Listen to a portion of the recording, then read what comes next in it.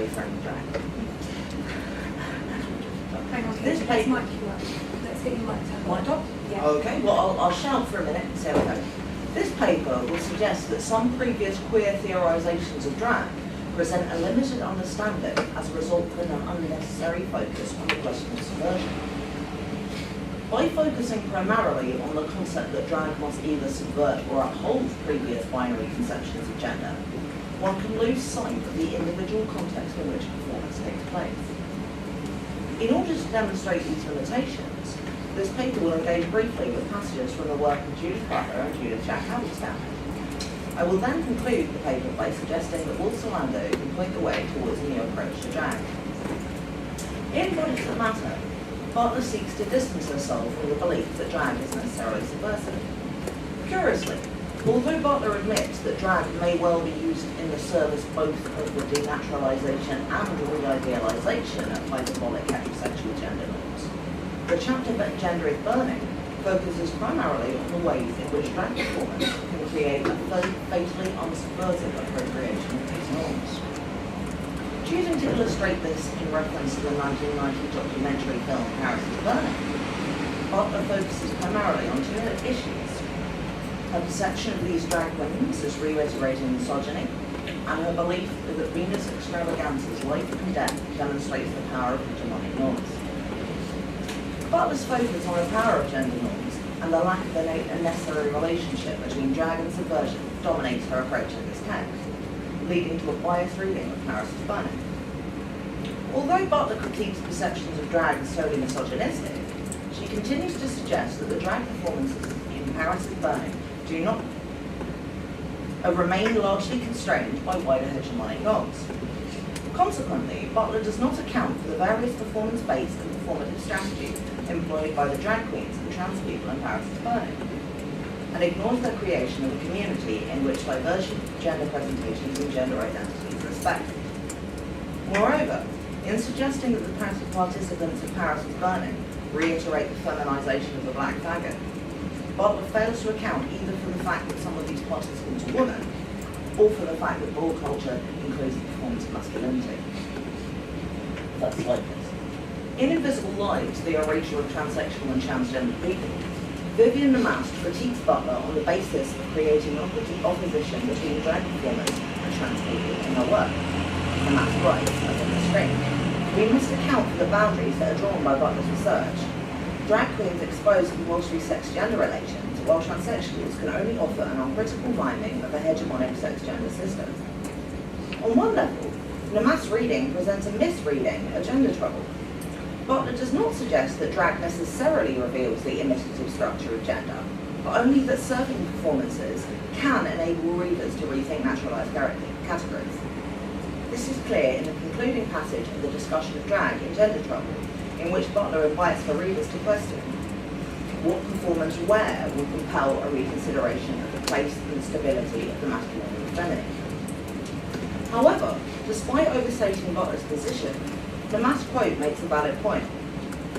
In seeking to counter the perception of gender trouble as arguing for the proliferation of drag performances as a way of subverting dominant gender norms, Butler emphasises the power of hegemonic norms to such an extent that those outside these norms are positioned as powerless.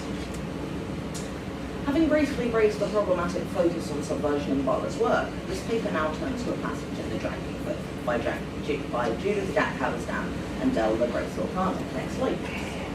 This passage is particularly interesting as it simultaneously demonstrates Halberstam's awareness of the problematic nature of polarising approaches, but continues to express a longing to perceive drag as a necessarily subversive form. The displeasure Halberstam expresses towards a mainstream media belief that drag kings are feminine offstage also appears elsewhere in her work in relation to drag kings whose performance leads them to feel confirmed in their femininity. The hostility that Halberstam displays towards drag king Shannon Bell and the drag king workshop creator Diane Tor on the basis of their failure to reconstruct masculinity demonstrates her own investment in provocative butchness. Despite beginning to acknowledge the problematic nature of a polarising approach towards drag king performances, the above quote continues to treat subversion of and adherence to gender norms as opposite poles. In using the construction "some drag kings, others," Halberstam creates a hierarchy in which the drag kings who challenge gender norms are superior to those who do not. In my opinion, such a hierarchy entirely misses the point. If a drag king performance reflects on the primacy of gendered categories, it's not necessarily inferior to one which openly challenges these categories, as both types of performance can enable the observer to think about gender roles, and their own relation to these. Furthermore, Halberstam supplements this concept of the drag king hierarchy by continuing to polarize drag kings according to their intentions, without realizing that positions such as looking to make a buck and opening up greater possibilities are not necessarily mutually exclusive. To raise the issue of subversion in the work of Butler and Halberstam is not to dismiss the contributions of either theorist, but rather to point towards the problematics of a polarized lens or singular focal point.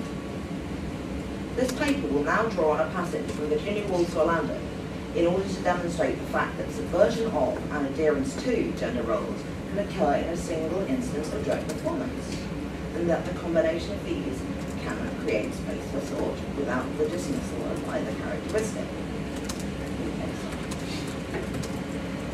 This passage runs as follows. The biographer's task is made still more difficult by the fact that she found it convenient at this time to change frequently from one set of clothes to another. Thus, she often occurs in contemporary memoirs as Lord So-and-so, who was in fact her cousin, and it is he who is said to have written the poems that are really hers.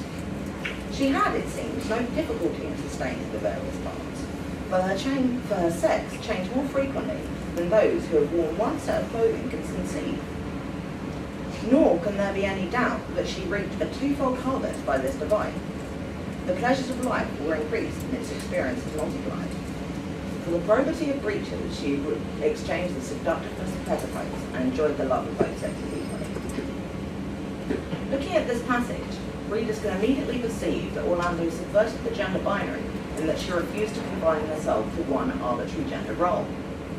On one level, this passage clearly indicates a sense of gender fluidity and a pleasure in confounding norms.